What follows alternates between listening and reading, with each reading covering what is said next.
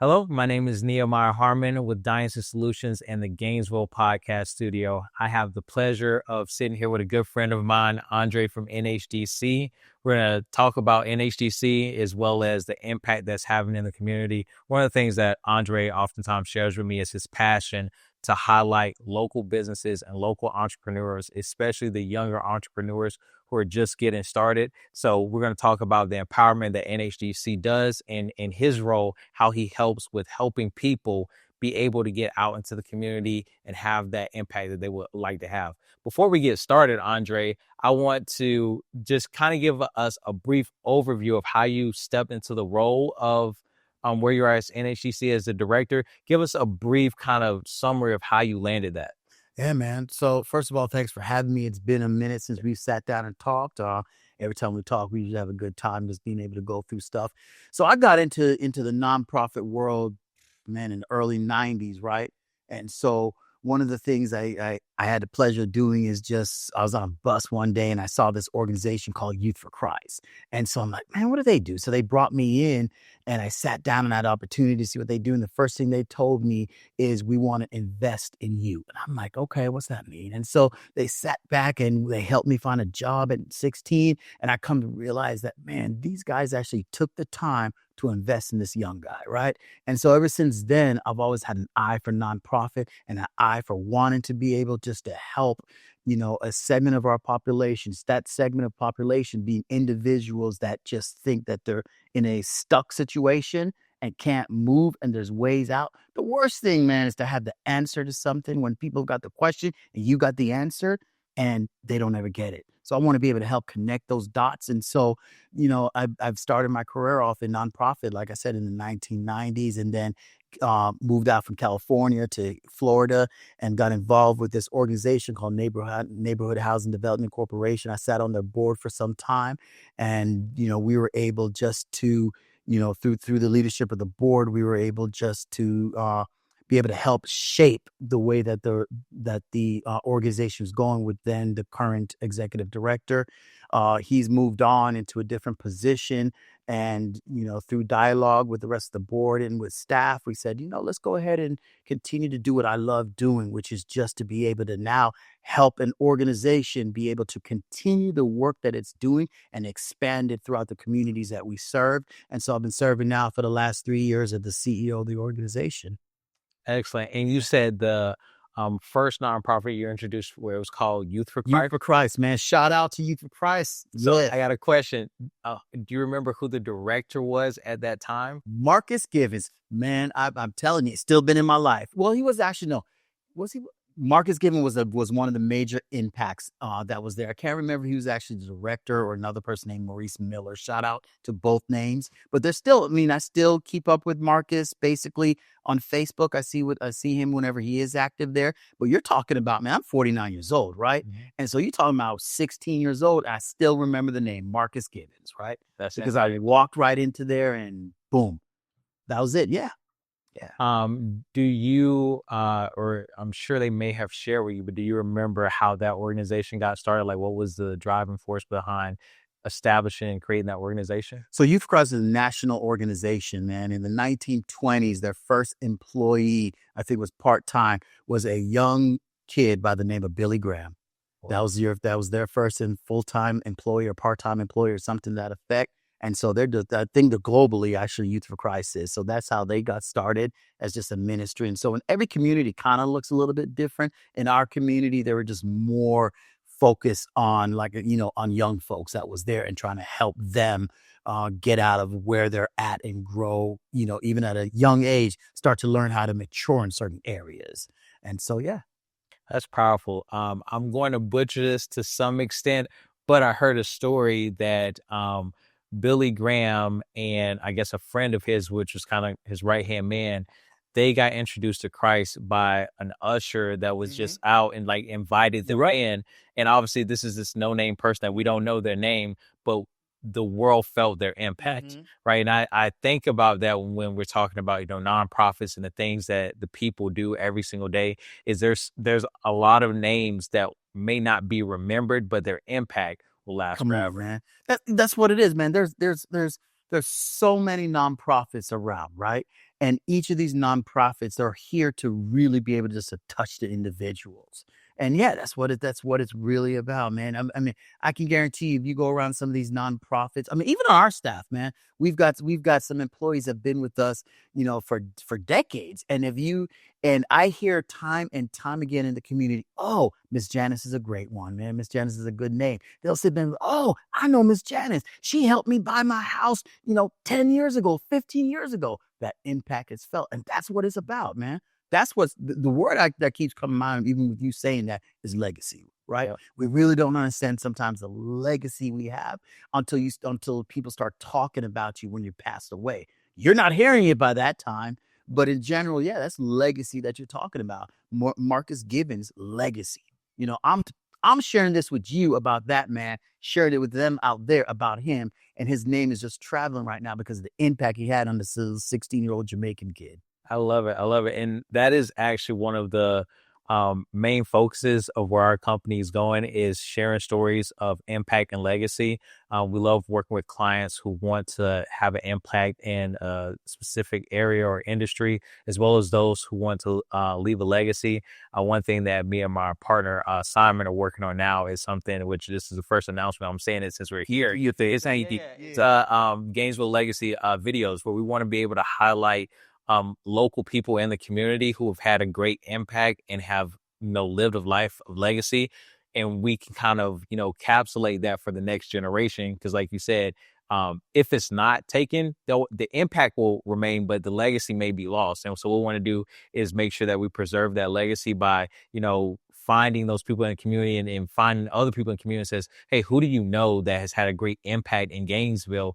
And, years ago, mom, dad, grandma would have known the name, but the younger generation, we don't know them. How can we start to highlight that person and make sure that their legacy is kept? So we're going to call that Legacy Gainesville. And see, this is where you and I, again, will end up teaming up on that, because coming here in Gainesville, our headquarters is here. We cover 9 counties, right?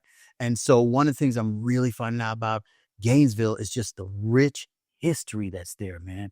I mean, Gainesville has got some rich history, and you're seeing, and with all the new constructions that's happening, and just all the individuals moving in and individuals moving out, you're seeing a little bit of that being lost. I remember about a year ago, I went walking one day. I said, man, I'm going to get out the office and go walking. And so I walked, and then I hit 5th Street, right? Or Fifth Avenue. And so I started walking down there, and I just started seeing all these construction buildings. It's after new buildings, it's expansions after expansion, just different types of things that's happening. And so all of a sudden I walk, and in the middle of all that, I see this little tiny house. I'm like, what in the world? And then it hit me, man, this person did not sell, because I can promise you they were coming after this individual, because all around them, and she's just this little house here. So I'm standing there just looking like, man, that's awesome. She pops out, and I'm like, oh, I'm going to take this opportunity. So we started talking, and then the conversation was so rich, man. She started walking me down Fifth Avenue and just talking about, this used to be here, that used to be there. I'm like, man, what a rich history. So yeah, you need to preserve that, man. So yeah, I'm going to definitely hook up with you on that portion of it. I love it. I love it. So NHDC has been serving North Central Florida since 1982. How has the organization's mission evolved over the years as community needs have changed? Man, one of the things that what I love about our mission statement, one of the things that's in there is that it gives so much flexibility for growth, right? Because part of our mission statement, if you look it up, it talks about economic development.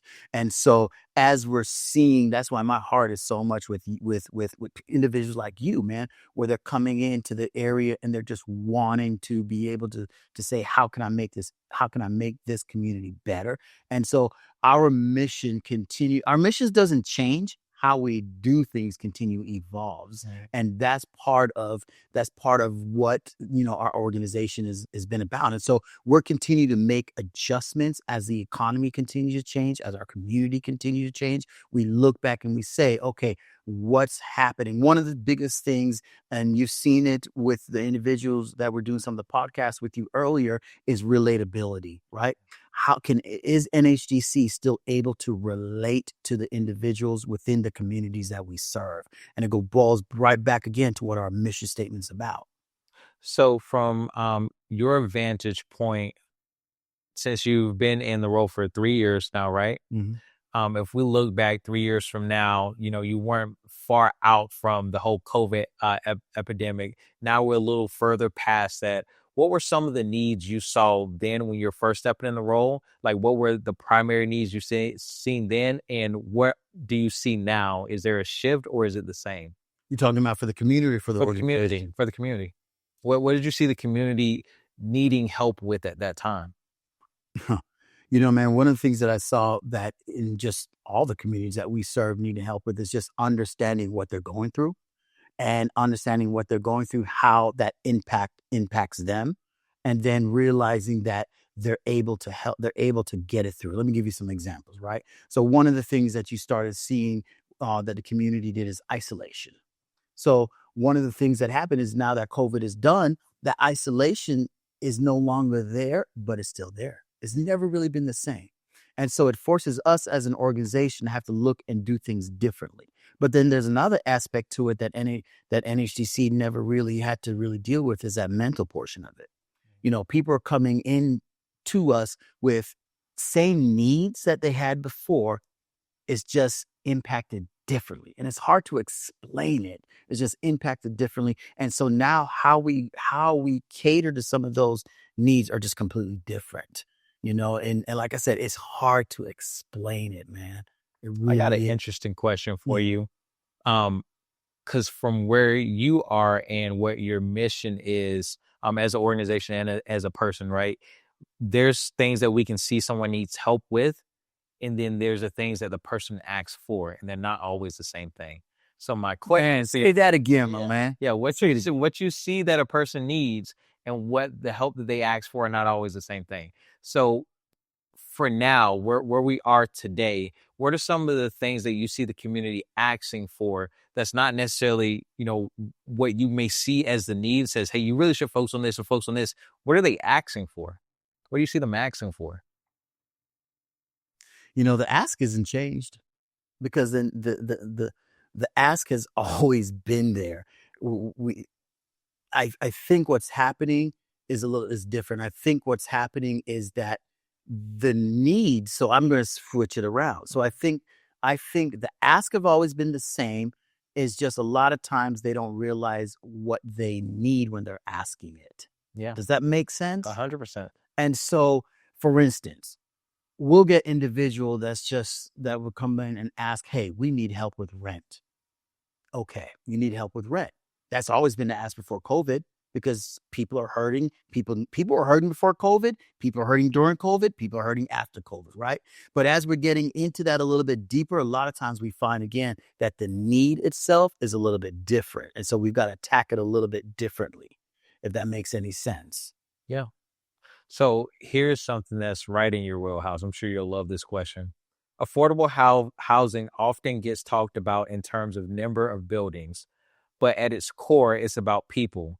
What does improving quality of life really mean to you and the organization? So what it means to me, man, is more than just surviving, more than just living, right? So we can build homes, get individuals into homes, get them all the packages, everything you need to get them into homes. There's this new thing that's really starting to come up right now, which is called post-purchase, right? So we did everything to get you into your house. We got you into there. And then all of a sudden, once you got this house, now what? You know what I'm saying? What happens afterwards? What happens that I got this house and all of a sudden I lose my job? What happens afterwards? So post is one thing. What are some of the misconceptions people often have about affordable housing and the communities you serve? The word affordable, nobody really has a definition for affordable. Tell me about it. You know what I'm saying? Because I think I shared this with you one time, man. What's affordable in LA is not what's going to be affordable in Mississippi, right? So what is this whole affordable thing really about? And so one of the misconceptions that people really have is that I can never really be able to afford a house. And that's a misconception, man, because I'm telling you right now, if the desire is there to own a home, and not everybody is meant to be a homeowner, right? Living in California, I don't have $2 million to go drop in a house like that. So a lot of my friends back home in California, they're not homeowners. And there's nothing wrong with that. And so not everybody's in it. But as far as if you want to own a home in this day and age, you definitely can own a home. You need to be able to find the right resources. Resources being agencies like us. If the whole thought process is, yeah, I would love to. Don't know how to get there. Because I tell people all the time, man, it's not about knowing how to get there at that point, right? First thing is just figuring out, do I want to own a home? Then let me find the right resources, and then that's it. If you found the right resources, they're going to walk you through the rest of the next steps. We get scared because all we do is see these steps, almost like what's your boy Rocky when he was running up them stairs looking at that. Not many people gonna sit back and look and just go at that right away. Most folks gonna be starting like, man, that's a lot of steps. Man, this weather's way too hot out here in Gainesville to be going up them steps. All these different reasons for that. But really, man, it's just a matter of, all right, let's just take this first step. And then hopefully you've got the right partner with you that's like, all right, let's take the next step. Let's take the next step. Let's take the next step. So misconceptions that it's too big of an elephant to eat. And so people just don't ever get started, don't ever feel like they can do it. Yeah. So one of the things that I pondered on in my head, and I really want to do it, we just got to find the time that allows us to all align together. I want to get you, I want to get RD over at Rebuilding Together, probably Ben Phillips over at Habitat, or someone else from that organization, maybe one other nonprofit that's in the sphere. And I want to have the conversation about equality versus equitability.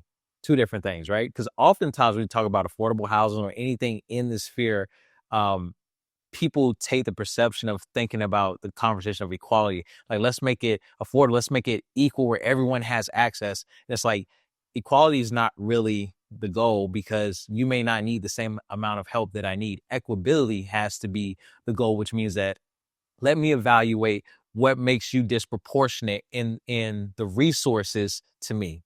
Yeah. So then we can start having conversations about what can we do, because oftentimes we talk about equality, it's very hard to have the person on the other side agree that you need the help. Yeah. Or say that that's affordable to you, like I said, because it depends on the situation. But equitability, different conversation, because then it's just simply, can we acknowledge that where they are now, they don't have access to the resources, and that's why they need help. Correct. And you said it. You said, and that's one of the first things, man. Like I said, is just really realizing, okay, I do need the assistance, and the assistance is out there. You know what I'm saying? Yeah. I do need the assistance, and the assistance out there. I tell a story all the time, man, that one of the things that really propels me in getting up every day is years ago, man. I went to a senior's house, and when I was in there, you know, I looked around, and just the house was just dark, and some cabinets were open, and not a lot of food was in there, and all that stuff. And we were just, you know, doing the intake on the individual, and then it just bothered me, and I just happened to ask, what's with the lights? You know, the lights were on because they had light bulb. It was just dark. And the lady was by herself, had nobody around, and simply could not get up to change the bulbs. So you telling me that she's been sitting in this type of an environment with just darkness most of the time, simply because she could not change a light bulb? But she did not know that there's agencies out there in Marion County. You've got, you know, I live in the Marion County area. You've got agencies out there that deal with seniors and that would have had helping hands. I can go down the list, that if she only knew about the resource that was there, she'd be able to have her place lit up for that. And I'm just like, man, I can't wake up every day knowing that we have access and resources, and people just don't know, and they're sitting there just like, I wish I could do this. And we're sitting here, man, I wish I'm able to get this out to everybody. From your perspective, who has it worse? The person who doesn't ask for help, or the person who doesn't know help exists? Man, the person, if you don't know help exists, you don't know help exists. You know, the person, if you don't know it doesn't exist, it doesn't exist. The person that knows it exists and just don't want to move, they're going to have that thing worse, man, because it's there. It's there. You know what I'm saying? Back in, there's an old Bible story that, that talks about the person that's just sitting at the fountain for years and just sitting there and just all the excuse. Nobody's going to be able to help me. Not knowing that all you got to do is make his way in that water and become healed, right? But he's just sitting there. And it's all the excuses in the world to why I can't get. Not even saying, man, if I'm sitting here for 20 years and I can move an inch a month, maybe I'm not getting there. But yeah, it's got to be the individuals, man, that just sitting there knowing that there's stuff out there and just do nothing about it. Yeah. Be interesting to ask that man who was sitting at the porch. You said everybody walks past you. Who did you ask for help? Because he said nobody helps me, but did you ask for help? I think that is also one of the most important things. Like you said, oftentimes, especially until we do things like this and we're sharing that there are resources and we're broadcasting it. And I'll put a pin in this, right? And if you disagree, you can say, no, that's not true. I have oftentimes found that with nonprofit organizations, because they're focused on the mission of helping others, they don't always have the budget to go market the resources that they have. So therefore, if a person's not asking for the help, it's hard for that nonprofit to reach them because they're doing their best to, say, for example, if you're a nonprofit and our mission is to put roofs on houses, right? You want to, because you don't have an abundance of dollars, not an infinite amount. You want to make sure that every dollar is purposeful. And I want to make sure I can get as many roofs on houses as possible. And so oftentimes you'll prioritize that over, okay, well, if we got to spend $100,000 in marketing just for our city to know that we provide the service, that may not be the best stewardship because I actually want to do the thing rather than talk about the thing. So to that point, if we understand that, we understand the importance of you have to be willing to ask for help because the help just may exist and there may already be someone that's available and ready to help you. And all it takes is for you to position yourself and start to ask the questions. Hey, my roof's leaking. Is there anybody that helps with this? Right? If you just ask the question, at least you'll find out the information. No, it doesn't exist. Or yes, there actually is a service or a program that exists to help you. And here's what you need in order to qualify. Self-education, bro. Yeah. That's really what it is self-education. Yeah. Today, NHDC has built and sold over 300 single-family homes and helped over 13,000 households through education. Can you share a story of one family or individual whose lives was transformed through your programs? Man, I'll tell you, one of the first things that just blew me away when I came here, our housing counselors were dealing with seniors. And so they were helping them. And so we had a senior, I want to say they were making combined, bro, $28,000 a year, $24,000, something like that a year. Historically, if you walk into a bank with that and you talk about trying to buy a house, they're going to look at you like you're crazy. But our housing counselors understood the landscape of what's out there and the different types of funding that's out there. And they helped them obtain a $200,000 house, or loan for $200,000. Now, the caveat to that is going out and finding a home for $200,000, but they found that, and that was just such an impact thing because I've seen our organization get with help individuals $50,000, $60,000 and just completely change their lives around. But when I hear about seniors, and that really blessed my heart because it's not the end of the story, and that's what that tells me is that they're still looking for the quote unquote American dream, and it's not the end of the story for them. And so that really blessed my heart to see our team going out working hard just to be able to get this for them. So this next question I love because it's going to highlight what I feel is so special about NHDC. Your work spans far beyond housing development to counseling and financial literacy. Why is it so important to take such a holistic approach rather than focusing on just one area of help? So here's the deal, man. Not only that, so we've also gone into what we call NHDC Cares. And so what NHDC Cares is, that's our social service arm, right? One of the things that we recognize that's happening and a lot of realtors, that there's this segment of individuals they call them area median income. And so, that their income is only at a certain level. And so with that, a lot of realtors, other organizations, they might overlook them because they're just not ready financially, need to work on their FICO, just a myriad of reasons to why this is not the time for you, so they don't even get the help. One of the things that I realized is that these same individuals are the individuals that also feel, I'll never get this. So now they're also being told, yeah, this is not you right now. And you're also being told, and you're also saying to yourself, yeah, I've always known this is not me.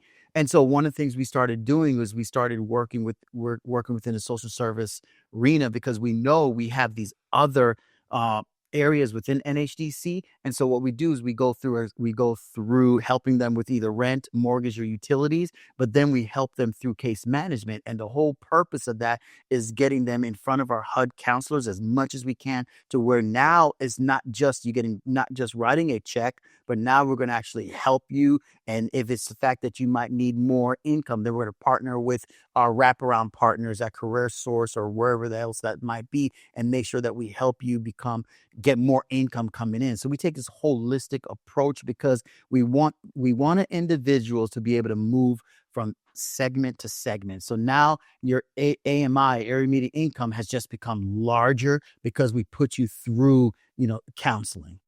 Here's one of the things I would love to highlight for our audience who's listening.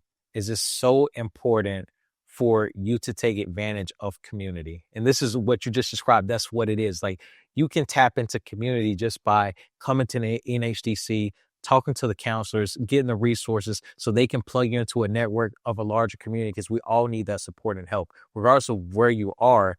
To be plugged into community and not to be isolated, as you were speaking to before, is going to be one of the most powerful, actionable steps that someone can take right now. Absolutely. Yeah. Absolutely. So NHDC service multiple counties across North Central Florida. What are some of the unique housing or economic changes you see in those different communities? So like I said, Gainesville is so different compared to Marion County. Now we're also doing Union County and Dixie County, and even those are completely different, right? So how you approach individuals are different, and their AMIs out there are completely different. And so one of the things that we have to learn how to do is, like I said earlier, how do we readjust for that culture, if you will, that's within that community? Because every community has a culture. Yeah. And then you have cultures within cultures, but every community has a culture. And so for us, it's just really learning how to learn that culture, and then readjusting some of the things that we do for them.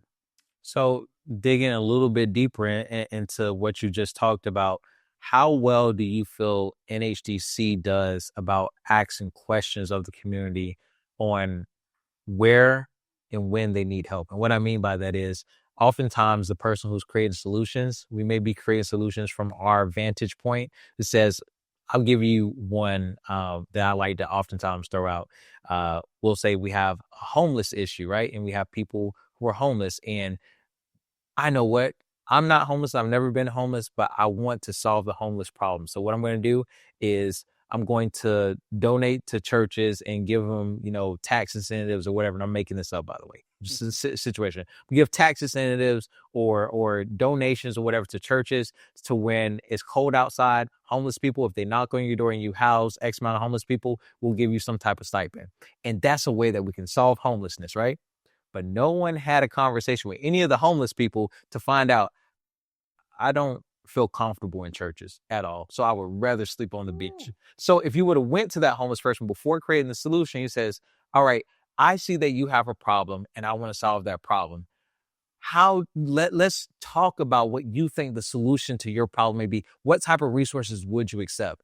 Because it oftentimes reminds me of a client that I had, and they had a very specific niche that they did, where he helped people with mental health issues for the farming community, because he had identified that people in his community, there was like a taboo to go to a therapist. Mm-hmm. So it was not even something that would have made sense for him to go out and preach, go to a therapist.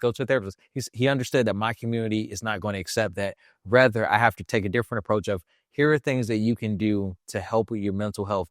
get plugged in the community, find people that you can talk to, all those things you would find in therapy, but not tell them to go to a therapist, because that form of help they would have immediately rejected. So reframing that question again, how well do you feel NHDC does? As you say, different communities, different needs, different people. How well is NHDC doing at asking questions from the members in that community to understand how well they'll be able to receive the help when it's offered? Man, we're doing better and better and better. And let me explain, man, because one of the things that we've realized is that you can't lead with how you've been doing things. You know what I'm saying? NHDC, we've been doing things a certain way. We can't take that position that we're going to go into the organization, into the community, I should say, doing it the way that we've always been doing it. We can't. So what we're doing now is that we're really learning. We're relatability. We're really learning. And then our staff, man, our staff have been individuals that have been through a lot of what other individuals are going to. When they're able, we just had this discussion with staff a few days ago, when they're sitting there talking about getting their credit right, they're talking because they're coming from a place of where they were, their credit rating was in the 400s. They're coming from a place where they had to pawn stuff off. They're coming from a place where they can. So they understand. So when you're sitting there talking to them and about different things, a lot of times it might not be the same exact, but they're able to relate it. And so we're trying our best to realize that we're here to serve the community, so we need to learn and understand what is going on. And then the biggest thing wrong, this is where people do things wrong, if we're not good in a certain area of talking about something because our heart's still there and still want to serve, go find the right partner that does. You know what I'm saying? That's still the connection of that. If I can't speak on anything to do with homelessness as an agency, NHDC cannot, then we go to our partners that actually deal with that. You've got St. Francis out here. You've got Grace Marketplace out here. These are individuals that's what they do best. So I tell staff all the time, hey, we're going to become a great wraparound partner. So we have those connections that are there, because if I can't relate, you can. And all you are is just going to be an extension of me. Love it. All right. This is a question for the people by the people. Gainesville and surrounding areas are experiencing rising house costs. How is NHDC navigating the tension between affordability and growth? Man, the only way that we can do this is doing what we do best, which is trying to get the funding to be that gap right now, right? Because at the end of the night, you're only making what you're only making. You can go make more, but the housing rights are continuing to going up. We partner with agencies that actually fight that. They're in the state legislation trying to fight and that. We let them do what they do best, and then we learn from them. But when it comes to that, we go out and we look for funding. We try to partner with some of our local municipalities. I'm never going to knock our local municipalities, man. Spending more time on this side of stuff, I'm realizing that at the end of the night, you're not going to tell me the local municipality is clear. We deal with Marion County, and I get the ability to deal with the people that are on the affordable housing area of Marion County, and then people care. You deal with the city of Gainesville. I'm going to tell you something. I'm impressed with the city of Gainesville. They care. The county, we have relationship with this stuff. And these are individuals like yourself that get up to go to work and they care. And so we get the pleasure of dealing with them. Love it.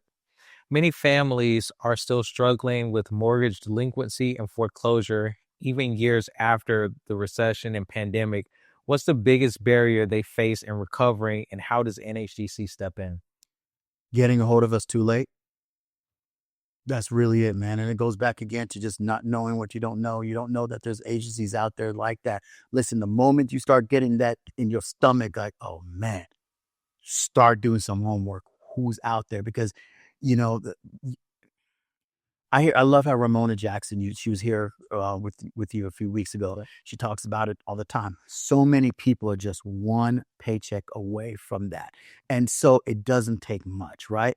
And so not getting to an agency like NHDC. When I talked about people caring, that there are people out there, who came out strong for us was TD Banks Foundation.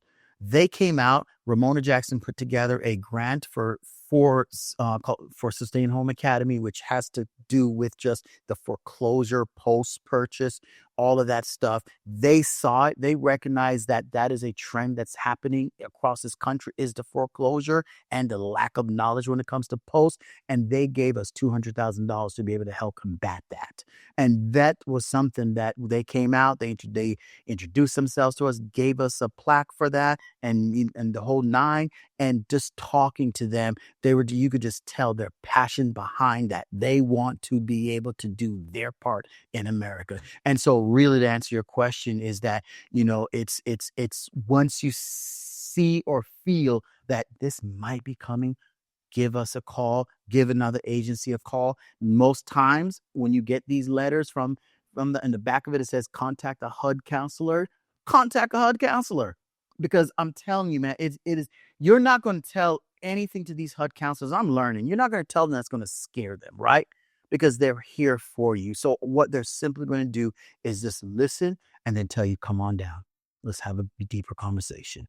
Imagine this. So there's a listener at home and they're hearing what we're saying. And the negative thought in their head is, I ain't gonna call them people. Them people don't want to hear me. Those people don't want to help me. And the reality of it is, you get dressed every single day. You put your clothes on and leave the house. Boy, you better go to church. For one purpose. Come on. I want to help somebody today. That's the whole purpose. So the people who are sitting there thinking to themselves negatively, I got myself in this situation. I may be embarrassed about it or ashamed about it. And I don't think that somebody's going to want to help me. The reality of it is, their whole staff members, they get dressed every single day with one mission, that I want to help somebody today, because you're not able to do your job if nobody's willing to receive help. So the most impactful thing they can do, the most powerful thing that they can do to help them is reaching out with understanding that there's someone on the other side, that they're waiting. Like, we are waiting on the phone. We're waiting in the office. We're waiting. We're still working. But that doesn't mean that we're not waiting to find that next person to come in the door that we can offer this assistance to, because that's what we showed up to work to do today. Man, I'll tell you this. I went a couple of weeks ago. I was down south, and we were sitting in a training seminar, and one of the individuals that was there was not part of the collective that we're a part of, and they're from the bank. They're actually I believe they're one of the VPs in the bank. She came down because the topic had to do with heirs property. And she's one of the VP of the bank because why? She cares, which means her department that she leads cares, which means that institute cares. The thing that I think we don't realize so much is how many people actually do care. We don't realize that. We don't realize that you're not by yourself. Bro, you're not by yourself. There are people out there that care. Absolutely. And speaking of that, great segue into partnerships and policies. NHDC is both HUD certified and recognized by the state of Florida as a CHDO. How do these designations help your ability to serve the community? So CHODO, that's what that is, a Community Housing Development Organization. That's a designation from HUD, that HUD defines us as being a CHODO. And there's certain things, certain benchmarks that you have to hit to become a CHODO. The reason why we're a CHODO organization is because that also gives us a certain segment of funding as a CHODO organization. So we remain that status to be able to help. Repeat that last part of the question. Yeah. How do these designations affect your ability to serve the community? Yeah. It brings in more funds, those things. So when we go after that, it's just simply to be able to bring in more funds so we can get it out into the streets. Here's a great one. What role do local governments, businesses, and even individual citizens play in advancing affordable housing solutions? Man, the role that they play is greater than what they think. And I would love for you to break it down for each one. For government, short and form, how does their role affect the affordable housing solutions? Like, what exactly are they doing or should be doing to help with the problem? Man, so the federal government, they're going through what they're going through right now. But at the end of the night, the federal government is looking at the whole landscape. And, we want to continue to believe that they are ensuring that this country does not fall into the deficit. So they're doing whatever they believe that they're doing to do that. State now, I love the state portion of things, right? Because the feds are really trying to push that down, funnel down funds to the states. The state here, especially our state, man, they'll look back and they'll sit back and they will look at all these organizations and they're sitting back. How do we get this money out? How do we get this money out? So they're doing their job by sitting there and sending out RFP, requests for proposals, just sending stuff out. Money is here, come after it. Money is here, come after it. They hook up with larger organizations like Florida Housing Coalition that they invest in, and they'll sit back and say, hey, these are some training things. Go train these people. Go train these people. So the state's doing a great job of that. Local municipalities now, like I talked about earlier, that's where my heart's at, because local municipalities, they're actually at the ground level. They're the city of Gainesville. They're the ones that's hearing us. I tell you, one of the things I've been so impressed with this whole area, Gainesville or Alachua County, Marion County, all the other counties, is you ask to speak with a local commissioner. You and me sitting down speaking with a local commissioner, and they're listening. I have yet to sit down with any of the local municipality individuals and sit back and just been like, they don't care. They're not listening. They are listening and they are doing their best. Now, they got all their bureaucracy they have to go through, but each and every one of them, they want to do good, you know. And how do businesses or business owners play a part in creating affordable solutions in the area of housing? So again, the majority of them, man, majority of them are supporters and givers, right? And so some of them, your local pizza place, they're not going to go out and build a house. It's not what they do. But we host home buyer education classes. So, they'll come back and say, hey, we'll donate for lunches. We'll do this. So they understand their part of it. Okay. If you could change one housing related policy at the city, county, or state level, what would it be and why? Really, it's probably the same thing. Anybody in my industry will say the same thing. It's just the speed of getting things done. I mean, I can't break that down anymore. And I'm sure there's some greater answers. But when you sit in my chair, the first thing you're just like, man, the speed of just being able to get things done. And it's how government has been. It's just things don't move as quick as you need it to move, and they're trying to fight, but that's a whole different ballgame. Permitting, all that stuff is just being able to do that, because the faster things get done and get going, you get it out to the people, you're able to get through processes quicker and get them into their house faster. And you're also saving money, which saving money is helping on the build of the house and all of that. So, I mean, it's a whole trickle down effect. But my first thought is just going to be, man, just the speed of getting things done. You know how I imagine it to be on a small scale in my head, how it plays out. There's one guy that's hired by our organization, says your job is to be able to get the money fast so we can help the people. So he's hired for that job. This other guy is hired by the government and says your job is to make sure the money gets in the hands of the right people and make sure it does not get in the hands of the wrong people. So this guy's job is to protect the money. This guy's job is to get the money. And sometimes there's a clash in between the two, because both people are trying to do their job to the best of their ability, because I'm trying to make sure the right people get help. I'm the right person that needs help. Let's make it happen. But they have two different objectives for the actual job, even though they have the same desired outcome. Yeah, because the end of the night is they want to get people into affordable housing, get them off the streets if they're living in their house. You're absolutely correct, but that's bureaucracy at its best. Yeah, that's exactly how it works.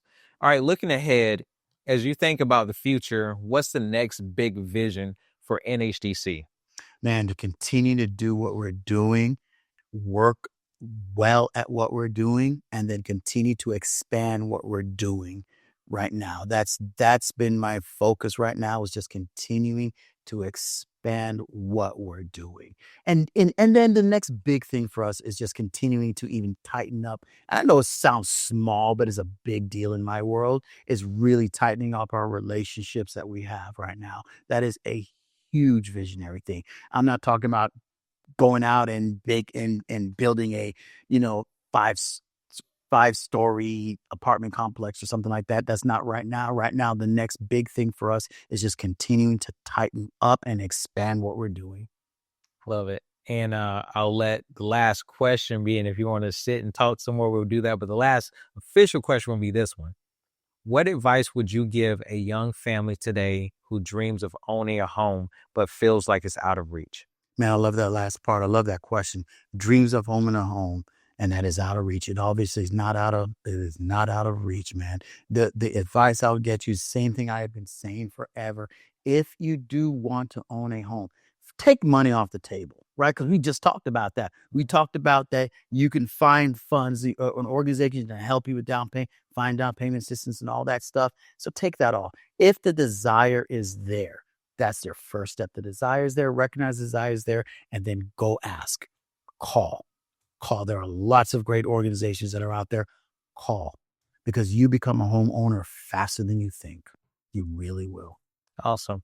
Touching back on NHDC Cares, what would you say is the number one reason someone should call you? So if they find themselves in this specific situation, 100%, we're the first organization you call. What would be the reasons, your question? Yep.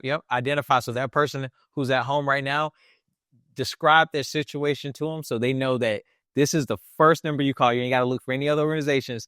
This is exactly who you need to call, NHDC, if you find yourself in this situation. Look, I tell people all the time, no matter what the situation is, just call, because worst you're going to hear is, man, we really don't handle that. What we're working on doing is with our wraparound partners, where we're able to say, but here's who does. Because there's so many things out there that you could be dealing with. Just call. I can't stress that enough, man. Just call. We go through, with NHDC Cares, we've helped literally hundreds. And when I say that, I'm not talking, we've literally helped hundreds and upon hundreds of people within a short period of time. And majority of them will come back and it's just like, wow, what about, this is perfect timing. Some of them, it's almost feels like it's too late, but we've come in time to be able to help them out of situations. Don't wait to get yourself into that. With NHDC Cares in particular, we're helping with rent, mortgage, utilities, right? And so if you find yourself being behind by X amount of months, just call, because the worst you can hear is, right now, we do not have any current funding because of the way we balance things out, but we'll put you in a queue, or we'll have funding, or here's the other organizations that are out here that might be able to help you with when it comes to funding. But I can't tell you enough. Call, jump on the website. I got a feeling you're going to be able to put that phone number up there for me on the website. Absolutely. There you go. So please put that up there, man, and just call. Yep.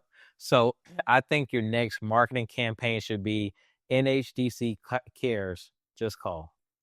If that's not taken, it is mine now. Yeah, I think that's what it's your 1-800-ASK-GARY tagline. It's like the actual step, NHDC Cares, just call.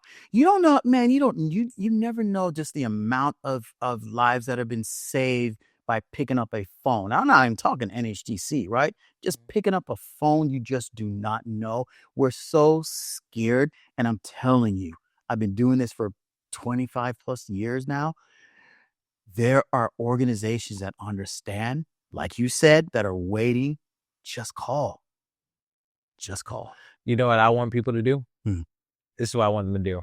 There is oftentimes people in situations that they see a family member or friend struggling, and that friend may ask them for help or not ask for help because they don't necessarily have the resources. This is what I want that friend to do.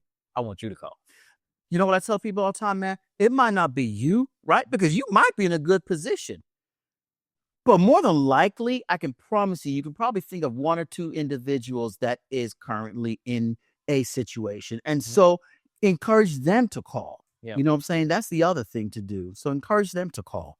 So, Andre, thank you so much for being here today. Really appreciate you coming by and sharing the information about NHDC, how it helps the community, and, also being willing to highlight local businesses and entrepreneurs and making sure that we get our voice and our brands out there so we can have the impact too. So is there anything you want to leave with the audience before you go?